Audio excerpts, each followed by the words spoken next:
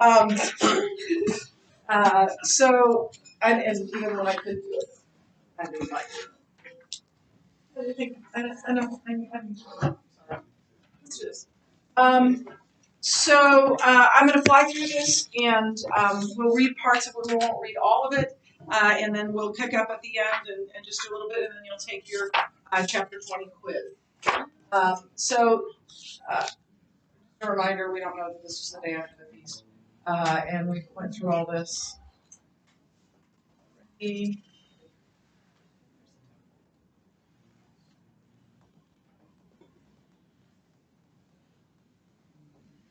So we talked about their ignorance of his truthfulness, of his father, of his destiny, of his identity, who he is, that he is Messiah, and then their ignorance of their own history, saying, we've never been enslaved to anyone.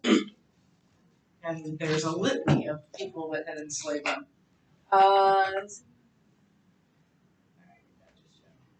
Okay, so I'm going to pick up here. Jesus answered them, truly, truly, I say to you, everyone who practices sin is a slave to sin. The slave does not remain in the house forever. The son remains forever. So if the son sets you free, you will be free indeed. They answered him, Abraham is our father. Jesus said to them, if you were Abraham's children, you would be doing the works Abraham did. Because the son in this day and age did what the father did. Joseph was a carpenter. Jesus was a carpenter. And that's the way it went. So you would be doing the works that Abraham did. But now you seek to kill me, a man who has told you the truth that I heard from God. This is not what Abraham did. You are doing the works your father did. They said to him, we are not born of sexual immorality. We have one Father, even God. Jesus said to them, if God were your father, you would love me, for I came from God, and I am here. I came not of my own accord, but he sent me. Why do you not understand what I say? It is because you cannot bear to hear my word. You are of your father, the devil, and your will is to do what your fathers desire. Do your father's desires. He was a murderer from the beginning and does not stand in the truth because there is no truth in him. When he lies, he speaks his own character. He speaks out of his own character, for he is a liar and the father of lies. Now, Jesus is just saying you're just like that. Like you are doing the works your father that Satan is doing. And then he describes Satan and he's saying that's you. Would you be offended? Yeah, probably quite a lot. You'd be offended. Yeah. So this is extraordinarily offensive to them.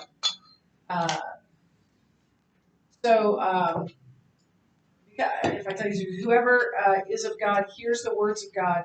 The reason why you do not hear them is that you are not of God. So they're saying you are not God's children, and they're Jews. In their minds, of course.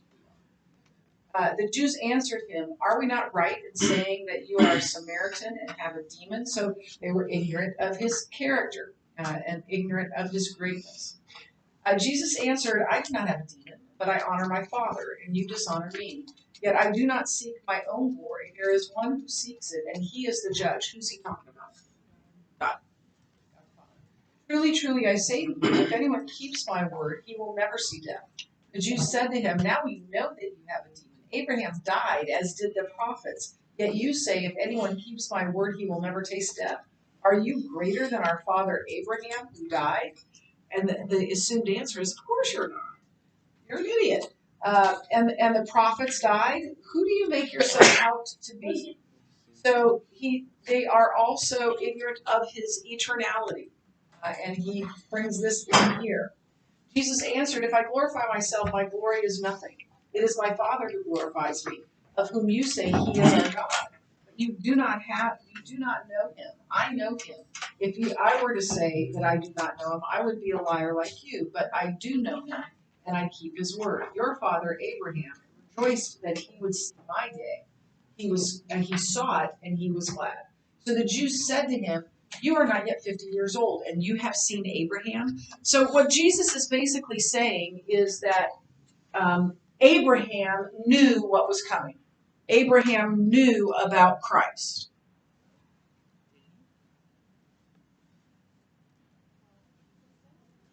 Yeah, Jesus said, yes. If you look in Genesis 12, I'm pretty sure it's Genesis 12, and God talks to to Abraham about his future and about the future of his people, and he says that he will have a multitude of descendants, and all peoples will be blessed because of you. And there are several times in these conversations between Abraham and God where God promises salvation through a Savior who will come. So the whole deal, that whole conversation that Abraham had with God was about Jesus, was about Messiah, about who would come, the offspring of Abraham, who would save. And so he's saying, Abraham knew this was coming. He knew me. And they're like, you knew him? You're not old enough. And truly, that's true, because Abraham lived 2,000 years before Jesus lived. So this wasn't just like a little bit of a, wow, that's weird. It was exactly what they're saying. You couldn't know Abraham. You're not 2,000 years old. And so they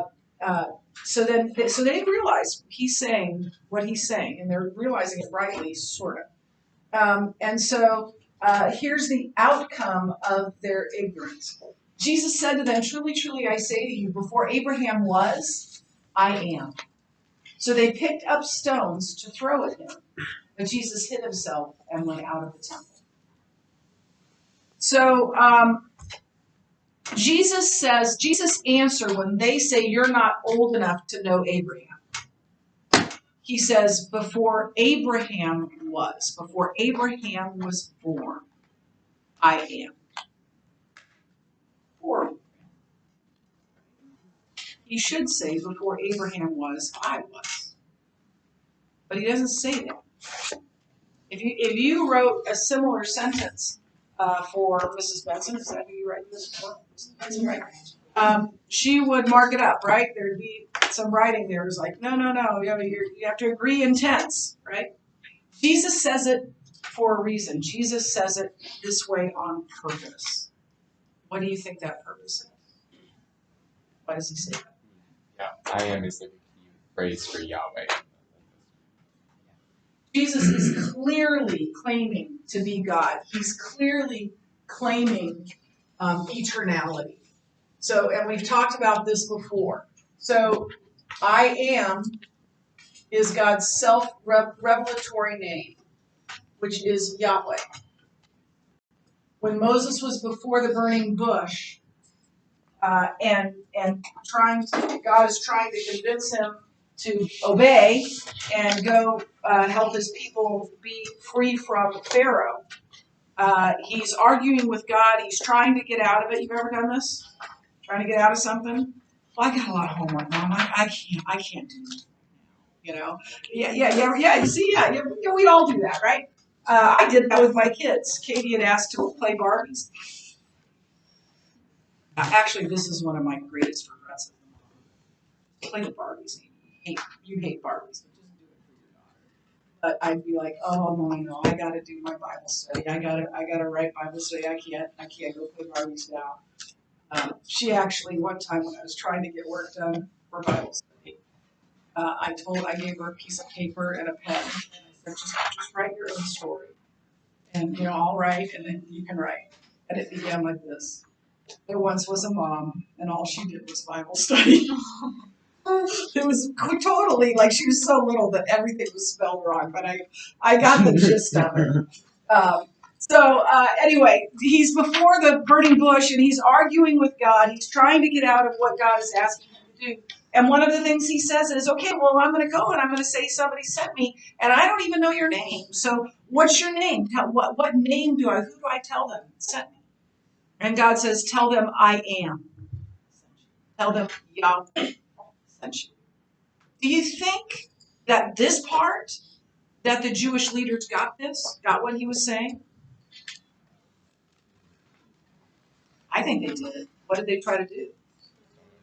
And he hid himself and got out of the temple. Remember where he was? In that corner. He was cornered. Literally, he was cornered. And he was able to get out of that. I have no idea why I was taught in freshman religion that Jesus nowhere claimed to be God. Jesus everywhere. And this is one of the most obvious places, and why a man with a PhD in religion couldn't see that, and an 18-year-old in college could see it. I have no idea. But Jesus is clearly saying that he is God. He's saying that even though Abraham lived 2,000 years before Christ, he knew him. Here's what he's saying. 2,000 years ago, I am right now. And he's also saying 2,000 years from now, I am right now. We have a pretty good grasp on God being omnipotent. He's all powerful. We have a pretty good grasp on that God is omniscient. He knows everything. We have a pretty good grasp on that God is omnipresent. He's everywhere. But here's the thing we need to understand. He lives outside of space and time. He created space and time. So he isn't just everywhere all the time. He is every time all. Does that make sense? Not a lot, because that's kind of hard to wrap our brains around, right? But it's true. It's what being omnipresent means. I once asked my brother-in-law, who has a PhD in systematic theology, what God was doing before he created the universe.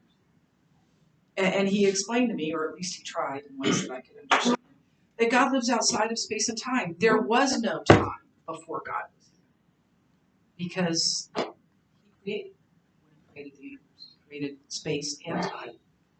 So Jesus is right now. Jesus is 2,000 years ago, 1,000,000 years ago, 2,000 years ahead. He's all those places. I had a friend once say she loved something that I said to her, which was, don't worry about tomorrow, God's already there. And I don't have any memory of saying that to her, but I didn't even at the time. But it's true. God's already there because he is all time, all the time. Every time, all the time. And clearly they knew exactly what he was claiming. So Jesus claims to be the eternal God. That's what he's saying. I am God. I am eternal, without beginning and without end, which means he's claiming deity. He's claiming to be God.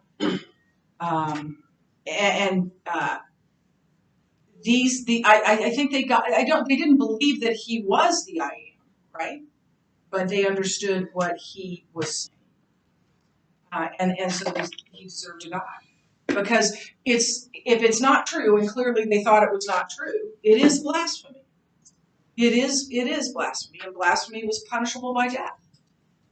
It's true today. Look, either Jesus is absolutely who he said he is, or he's not. And if he's not, he's of no importance. And we have no reason to listen to anything about it. But if it's true, we have all we have. And if we are not giving that, that's the key. We're not bound. And dangerous. So, in their ignorance, the Pharisees do this rash act of picking up stones and wanting to stone him. And they thought they had the perfect opportunity, but obviously they were unsuccessful. It was not his time, and this was not the way that he would die. And he was God, so he was able to escape. We talked about, was that a miracle? Maybe. Maybe not. Maybe there's just so much confusion that he was able to get out of it. Okay, so that's the end of the lecture. And I have the quiz here, so I'm going to hand that out. You may work together on this. Books. And then please turn them in because I am